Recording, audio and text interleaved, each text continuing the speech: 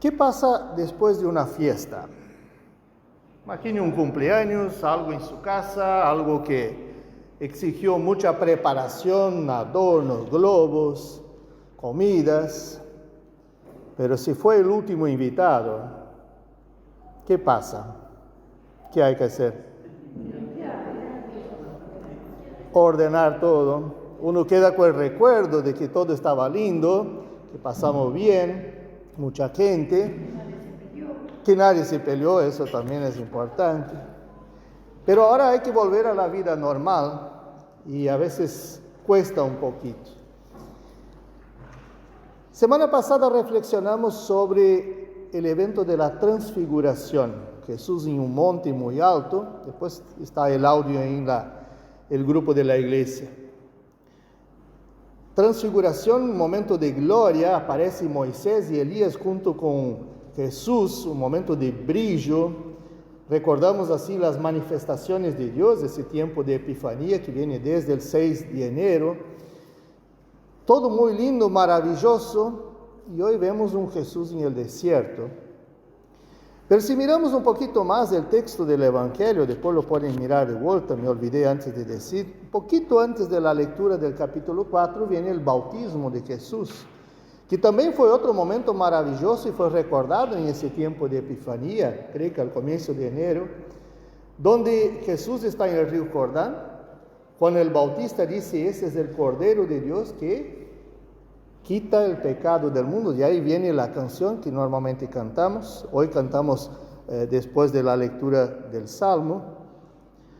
Y hay una muestra de poder fuerte porque Dios abre el cielo y de ahí dice, este es mi Hijo amado, escúchenlo.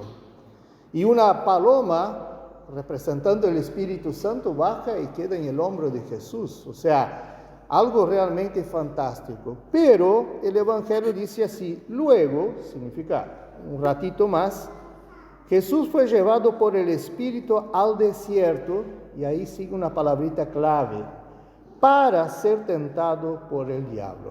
Una prueba de fuego. Jesús no cae de paracaídas en un desierto, es llevado por el propio Espíritu de Dios para enfrentar lo que era el diablo. ¿Qué es un desierto? Es un lugar de la nada. No hay agua, no hay plantas, no hay animales, no hay comida, hay calor de día, ¿qué hay de noche? Frío. Entonces, realmente, condiciones complicadas. Hay algunas palabritas que a veces nosotros acá en Uruguay nos acostumbramos muy fáciles y a veces quien viene de Brasil, Leandra, que está estudiando acá, tal vez se impresiona un poco. Quiere comprar un colchón, ¿a qué casa vamos? Divino, ¿no? Veo cualquier cosa, qué divina esa mesa de sonido, ¿no? Parece que ponemos que son divinos cualquier cosa linda. Y la palabra tentación también, qué tentador ese bombón, ¿no? Marta? Todavía no, estoy cuidando acá. La palabra tentación también tiene eso que a veces parece ser muy fácil, pero hay dos maneras de pensar sobre la tentación. Una, nosotros en la oración que vamos a decir después, Croce antes cuando hicimos la oración ya quería decir el Padre Nuestro, pero más adelante vamos a decir en conjunto como familia de fe, habla de la tentación y dice, no nos dejes caer en la tentación más. Significa que detrás de la tentación está el mal, no es algo que por casualidad aparece, así como fue en el Génesis, así también aparece para nosotros. ¿Qué decía Lutero sobre la tentación? Lutero en algunos de los escritos dice, yo no puedo evitar que los pájaros vuelen arriba de mi cabeza, pero puedo evitar que construyan un nido entre mis pelos. Eso sí lo puedo evitar. Y ahí es interesante pensar por qué los textos bíblicos de hoy se encajan de esa manera en el primer domingo de la Cuaresma, de esos 40 días. Y yo elegí como texto, como lema, para que no nos olvidemos después, el mundo nunca más fue el mismo. ¿Y por qué? Si nosotros miramos Génesis 3, realmente todo se complica a partir de eso.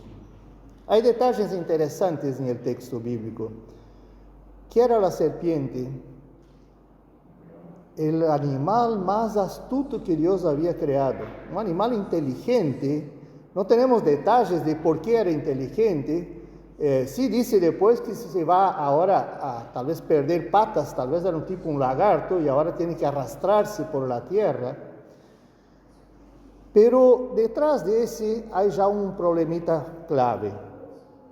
Ese Génesis 3 no fue el primer momento de tentación, porque hay un ángel que hacía parte del equipo de Dios que se aleja antes, el Lucifer, diablo, Satanás, que tiene un grupo de seguidores, otros demonios, que se alejan de la gracia de Dios y son echados del plan de Dios. Pero después hacen de todo para complicar la vida.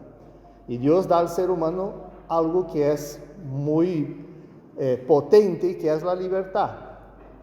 Y llega el diablo y dice, pero ustedes están en un jardín lleno de frutas por todos los lados. ¿Qué Dios cruel es ese, no? ¿Pueden comer de todo? Eva sabe que Dios había puesto una regla, una sola. Pueden comer de todo el tiempo, pero ese árbol que está acá en el centro, ese no coman porque morirán. Posiblemente ellos no sabían lo que era morir. Pero el diablo dice, pero ¿será que Dios dijo eso mismo? ¿Qué Dios cruel, qué Dios malo ese, que no lo deja comer justo de ese árbol que está acá? ¿Será que Dios dijo? Y ahí pone la duda. Y ahí empieza todo el problema. La respuesta del diablo es contundente, no morirán, no pasa nada. Y si no pasa nada, muchas veces es algo muy frecuente en la sociedad. No pasa nada si haces tal cosa. El mundo nunca más fue el mismo. Y empieza por ese momento, cuando ellos se sienten ahora desconectados de Dios, porque Eva come, Adán come, ya se sienten desnudos, quieren esconderse, ya se sienten con miedo de Dios, ese Dios que pasaba caminando por el jardín como el viento. Y Dios le pregunta, ¿qué hicieron? Yo no hice nada, dice Adán. Esa es la primera consecuencia del pecado, fue ella. ¿No? Pregunta a Eva y ella apunta al diablo, no fue él. ¿No? Es la primera manera que tenemos de, no, yo no hice nada. Y las consecuencias es que ahora de tener todo, empieza a tener nada. Empieza a vivir en un desierto, que es algo diferente del paraíso, donde lo mínimo que tiene que hacer ya le va a dar transpiración. Del sudor de tu rostro agarrarás el alimento. Perdieron alegrías, perdieron salud, así como después Romanos va a explicar, así como hubo para estos dos hombres, eso afecta a todos nosotros. Y nosotros seguimos perdiendo alegría, salud, complicamos los relacionamientos sanos, perdemos la compañía de Dios, perdemos la vida. Y ahí hay un detalle que el último versículo dice, ese Dios que quiere cuidar del ser humano, incluso da en Génesis 3:15, cuando Liz había leído ahí sobre herirás la cabeza, que se complicó un poco, esa es la primera promesa de evangelio, que Eva pensó que ya iba a ser su hijo el salvador de la humanidad. Y tuvo que pasar muchas generaciones para que realmente fueran ahí. Pero ¿qué pasa en ese momento? Dios quiere proteger al ser humano con pieles de animales. Para tener una piel, ¿qué tengo que hacer con los animales? Matar. Y ahí ya empieza toda la desorganización de la creación de Dios. Cualquier cosa delante de una tentación produce consecuencias. La tentación de comer el bombón, si mi diabetes está alta, voy a tener problemas. Si agarro el bombón de otro, también voy a tener problemas. Pero hay consecuencias negativas y hay consecuencias positivas. Y ahí el apóstol Pablo dice así, que confirma un poco el origen de la frase. Como el pecado entró en el mundo por un hombre y por el pecado la muerte, así la muerte pasó a todos los hombres por cuanto todos pecaron. La consecuencia negativa es que todos pecaron. Pero Pablo llama la atención que hay algo más. El don no fue como la transgresión, porque y ahí don es regalo, así como un bombón de regalo. Dios nos da un regalo mucho más grande que un bombón, nos da la vida eterna. El don no fue como la transgresión, porque si por la transgresión de aquel uno murieron muchos, abundaron mucho más para los muchos la gracia y el regalo de Dios. Por la gracia de un hombre, Jesucristo, por la obediencia de uno, muchos serán considerados justos. Qué fantástico que por causa de Jesucristo, de uno solo, el mundo nunca más fue el mismo. Y ahí vemos cómo la tentación es diferente. ¿Qué pasó con la tentación de Adán y Eva? Consecuencia negativa. ¿Qué pasa ahora con la tentación de Jesús? Consecuencias positivas.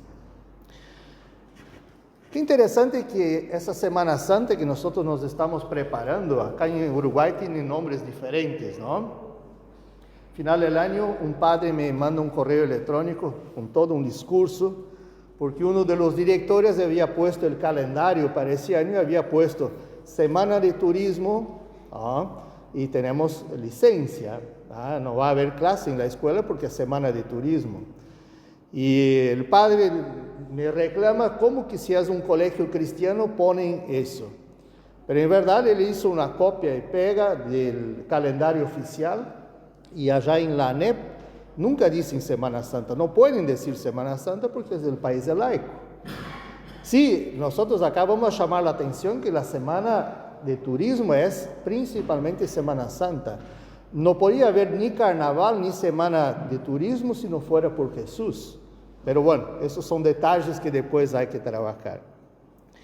Pero es interesante que ese Jesús y la muerte de Jesús marca muchas cosas en la vida, no solo un calendario. ¿Por qué estamos en el año 2026? Por causa de Jesús. Se acostumbró a decir que el año cero era el nacimiento de Jesús. Y eso es una influencia para todo el mundo prácticamente. Los judíos tienen algo un poco diferente, creo que los musulmanes también tienen algo. Pero ¿qué pasa con la tentación de Jesús, que es el principio de ese ministerio de Jesús? Jesús va llevado por el Espíritu para el desierto, para ser tentado por el diablo. Y acá viene algo muy fuerte. Sale de la fiesta del bautismo y entra al desierto donde no hay nada. Pero allá en el completo desierto, no es el primer día que recibe la tentación. Ya habían pasado 40 días y 40 noches, llega el estratega, el inteligente diablo, y hace una propuesta para Jesús. Jesús con hambre, imaginen 40 días y 40 noches. Nosotros a veces para 10 horas antes de un análisis de sangre ya estamos el otro día medio mal de la panza. Ahora imaginen 40 días y 40 noches. Y él hace una pregunta que es su arma secreta. Pregunta, ¿si eres hijo de Dios? Qué fuerte preguntar a Jesús si realmente era hijo de Dios. Transforma esa piedra en una rica hamburguesa, un choripán. Aprovecha que tenés el poder todo. Adán y Eva tenían de todo en el jardín. Jesús ahora en el desierto no tiene nada, ni alimento ni agua. Y más tiene la presión de un diablo que quiere complicar el plan de Dios. Complicó allá en el jardín del Edén, ahora en el desierto de vuelta. ¿Cómo reaccionamos a la tentación? Tal vez para no comer el bombón, lo guardo dentro de la mochila, lo escondo. Pero si la heladera tiene un poquito de un helado de dulce de leche, y que me pasó ayer de noche, y bueno, falta poco, necesitamos espacio en el freezer, ¿no, Simone? Y bueno, tuve que comer el helado antes de todos. Jesús ya responde diferente. En lugar de poner un candado en la heladera, Jesús responde con la palabra. Y dice, escrito está, no solo de pan vive el hombre, sino de toda palabra que sale de la boca de Dios. Vencer la tentación con ese librito acá es fantástico. Y es eso que hace Jesús, pero el tentador también es vivo y dice, a partir de la Biblia, ojo que en el Salmo dice así, todo eso te haré si te arrodillas delante de mí, y utiliza palabras del Evangelio que dice, a sus ángeles mandará alrededor de ti, tus manos te sostendrán para que no tropieces en ninguna piedra. El desierto lo que más tenía era piedras. Y Jesús termina de vuelta diciendo, escrito está, al Señor tu Dios adorarás y a Él solo servirás. Jesús tenía que pasar por todo eso. Pero la última tentación de Jesús es muy fuerte, y ahí el diablo es el padre de la mentira. ¿Y qué dice? Todo eso acá lleva a una montaña, tipo el cerrito acá de la fortaleza, ¿no? Lleva al cerrito y muestra todo Montevideo. Todo eso acá, todas las propiedades te voy a dar si te arrodillas y me adoras. La frase yo me equivoqué. En verdad dice, al Señor tu Dios adorarás y a Él solo servirás. La frase anterior era, no tentarás al Señor tu Dios. La mentira del diablo es tan grande que él dice, todo eso acá es mío. Yo creé el cielo y la tierra, te voy a dar todo. ¿Cómo dar cosas que no son tuyas? Pero las consecuencias de esa tentación, el mundo nunca más fue el mismo. ¿Por qué? Porque Jesús vence el tentador. Pasa una más, por favor, Brian. En Hebreos está escrito, no tenemos un sumo sacerdote que no pueda compadecerse de nuestras debilidades, pero sí tenemos uno que fue tentado en todo de la misma manera que nosotros somos tentados, aunque sin pecado. Y por eso la consecuencia de enfrentar la tentación de Jesús nos genera hoy una otra consecuencia positiva que es muy importante. Una más, por favor. Santiago está escrito, feliz el que hace frente a la tentación, porque pasada la prueba se hace acreedor a la corona de vida, la cual Dios ha prometido dar a quienes lo aman. ¿Qué pasó en el Evangelio? Viene al final, la última frase. Entonces el diablo lo dejó a Jesús y unos ángeles vinieron y lo servían. ¿Qué son los ángeles? Normalmente hablamos del ángel de la guardia, el ángel protector, pero acá estamos hablando de los agentes secretos de Dios que vinieron a hacer compañía para Jesús, para servir a Jesús, para estar con Él. Vencer la tentación también nos da esa perspectiva que un Dios presente, que vencimos la tentación. No vamos a vencer todas las tentaciones, ¿no? Algún chocolate, algún helado lo vamos a comer, pero vencer la tentación fortalece nuestra fe, nos ayuda a estar con un Dios presente. Pero acá está la herramienta importante de estar con la palabra viva en nuestro cotidiano y de esa manera vivir la fe. Que Dios nos ayude a vencer siempre las tentaciones. Amén.